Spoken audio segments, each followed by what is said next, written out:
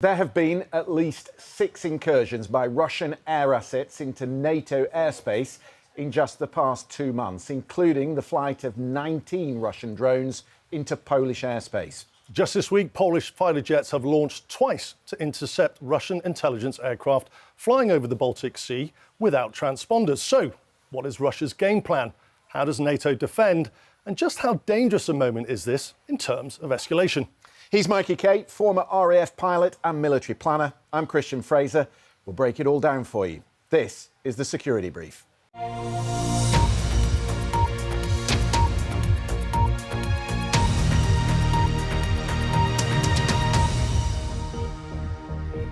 Mikey, this game of cat and mouse that the Russians are playing with the West, that's been ongoing since NATO's inception in 1949. What's different about this period that we're in now? I think it's twofold, Christian. I think the first part is that incursions by Russian jets inside NATO's sovereign airspace have been ratcheted up considerably.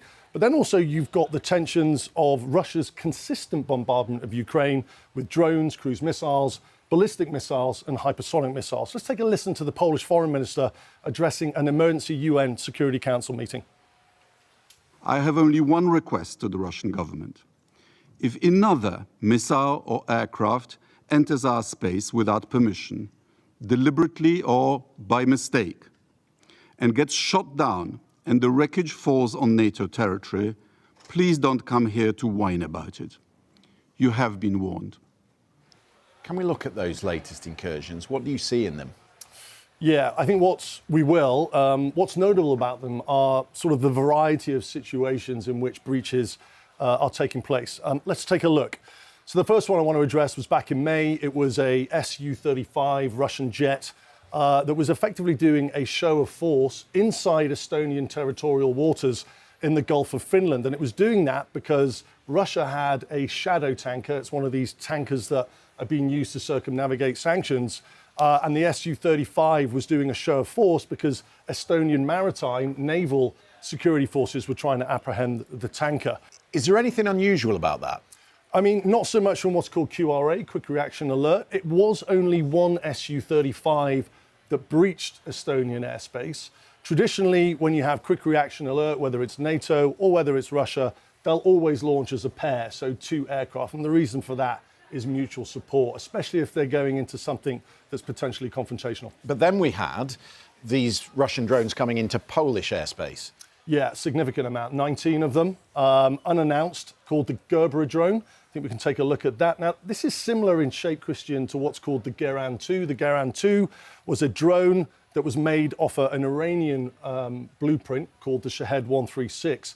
The thing about the Gerber is it's got a smaller payload and it's made out of polystyrene and plywood. Now, from the Gerbers that have been shot down and analysed, the big analysis comes, basically it's a 1/10 cheaper to make this Gerber drone. So you've got additional drones that can just be used alongside the Geran 2s. The Geran 2s are longer range, bigger payload, more deadly if you like, but it just throws more drones up there and overwhelms air defences. But then you've got these 3 Russian jets inside Estonian airspace. These were 3 MiG-31 Foxhound aircraft. Massively significant because they've got a speed of about Mach 2.8, so they're incredibly fast. Important to note that that speed does come down depending on the weapons fit of the aircraft. But the big thing here is that it was 12 minutes inside sovereign airspace with their transponders turned off. Now, let's just talk to the audience here about what a transponder is. It's a small box in the cockpit. Every aircraft has them, both military and general air traffic, which are the airlines that we fly. And it allows the pilots of the crew to put in a 4-digit code. That 4-digit code is usually given to them by area radar. And then what comes up, it's called secondary surveillance radar, will pick up the 4-digit code on the area radar screen, and then they can positively identify the jet. It's not just about identifying its location. This box has the ability under what's called Mode Charlie to put a height on there as well. So none of that information was on there. The jets will have been picked up through primary radar, so just come up as a little blip. And then 2 Russian aircraft in Lithuanian airspace? Yeah, this was less of a threat. It was a Su-30 Russian fighter jet, and it was actually tanking off the back of what's called an Ilyushin 78, which is a Russian tanker. That was only 700 meters inside Lithuanian airspace, and it was only there for about 18 seconds, and that was down in Russia's exclave region called Kaliningrad. So in terms of threat posture, likely a mistake. However, inside sovereign airspace, nevertheless. Nonetheless, what all this shows is that the tempo is increasing. Yeah, it is. The tempo is increasing. The same day as the Su-30 and the Ilyushin 78, there were 2 Russian fighter jets that violated an economic security zone over a Polish drilling platform inside the Baltic Sea. Well, let's talk about the latest incursions that took place this week over the Baltic Sea. Russian reconnaissance flights intercepted twice by Polish fighters. We can speak to General Dymanowski. He's the Vice Chief of Defence in Poland. Thank you very much for being with us on the Security Brief. What can you tell us about these latest incursions and how the Polish Air Force responded? First and foremost, good afternoon. Thank you very much for having me. Now, answering your question, of course, Polish responded according to our national and allied procedures, which are implemented in the integrated air defense system. And we sent off our quick reaction alert aircraft, which intercepted and escorted the Russian reconnaissance aircraft. They have not violated our airspace. There was no incursion. However, they didn't fly according to the flight plan, and they cause also threat to the air traffic because they have their transponders turned off.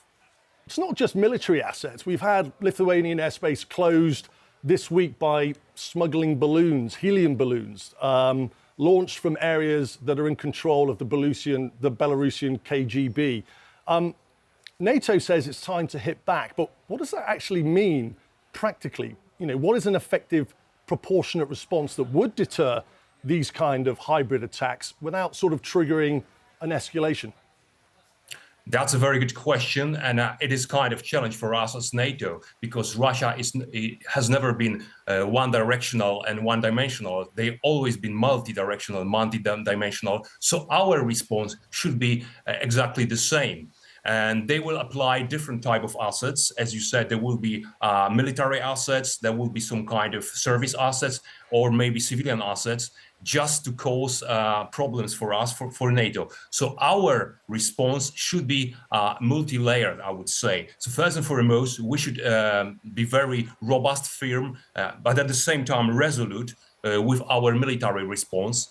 So we always should react in a very at the speed of relevance, very quick and very fast. Then, of course, there's additional layer about building up our capabilities along the eastern flank and around our key military and civilian infrastructure. So it will be a little bit longer term endeavor just to boost up our air defense capabilities. And finally, we will have some kind of strategic response, which will be a coupling of political, diplomatic, strategic messaging, and at the same time building up strategic capabilities, not only to show Russia our deterrence by denial, but also to show Russia our strength and, if necessary, possibility of use other assets to protect our sovereignty and to protect our territory.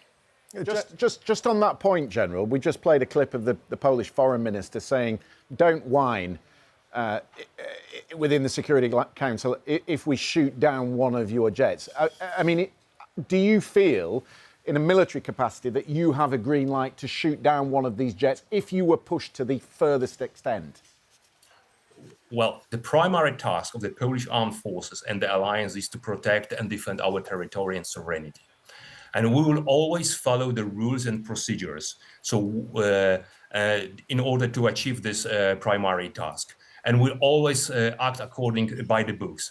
But whenever there is a very important, a very deep incursion into Polish territory or whatever alliance territory, we will act accordingly. So we will take all the measures to stop the danger and stop the threat. General, it's Mikey again. Former RAF pilot, I've flown in Typhoon. I understand the graduated and proportionate options that are available to not just UK fighter pilots on quick reaction alert, but to any fighter pilots across NATO defense that are in this position. Unless the Russians know that the graduated and proportionate response can be up to and including the use of lethal force.